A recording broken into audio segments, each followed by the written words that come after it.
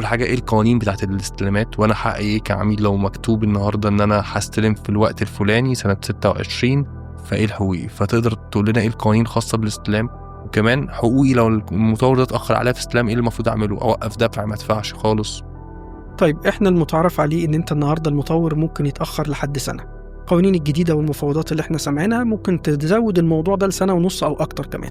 وده طبعا ليه؟ لان احنا شايفين النهارده البلد فيها كميه استثمارات في الانفستمنت الخاص بالعقار كتير جدا. فانا النهارده لو انا كمطور هيحصل لي حاجه او يعني ظرف يخليني اتاخر، اجي تاني يوم الاقي الناس رافعه عليا قضيه وهتحبس، محدش هيبقى عايز كمطور يستثمر فلوسه في مصر.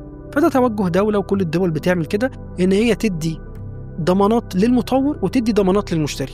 فبتسمح للمطور إن هو يتأخر ممكن أبتو سنة ونص، بس طبعا تحت شروط معينة. ما يبقاش التأخير ده حاجة راجعة لإهمال منه، تبقى حاجة راجعة لظروف اقتصادية دولية عالمية، حاجات خارجة عن إرادته. بنشوف البند ده في العقد، ومتعارف عليه إن كل المطورين بيبقى عندهم البند ده، وبنسبة كبيرة بيتأخروا طبعا. خلينا واقعيين. يعني لو اتكلمنا في مصر مثلا في 100 مطور، ف95 منهم بيتأخروا، وفي 5 بس، وفي من 95 دي من الناس الكبيرة بتتأخر. وأقول لك بقى على حاجة بقية السؤال بتاعك، طب هو لو اتأخر هتعمل إيه؟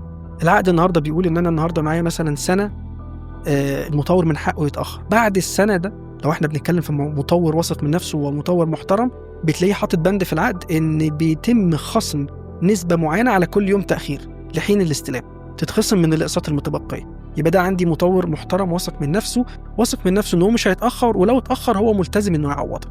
وهنا ترجعنا لميزة إن أنت تتعاقد مع مطور كبير. طب لو أنا مطور صغير هتلاقيه بيقول إن أنا حتى لو هو كاتب سنة والقانون 18 شهر.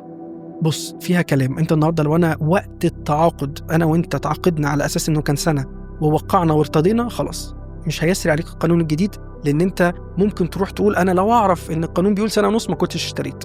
لكن الجديد هيسري عليه القانون الجديد. يعني أنا لو جيت وقعت النهاردة والقانون النهاردة بيقول مثلا سنة ونص، هيسري عليه سنة ونص. لكن لو أنا موقع من 3 سنين والقانون بيقول ماكسيمم إن هو يتأخر سنة، يبقى سنة. لو أنا النهاردة بتعاقد وبعدين ظروف ما بفسخ العقد، فبيبقى في شرط في العقد إن المطور يرجع لي الفلوس بالطريقة اللي أنا دفعتها بيها. يعني أنا مثلا لو بقالي 4 سنين بدفع، يرجع لي على 4 سنين.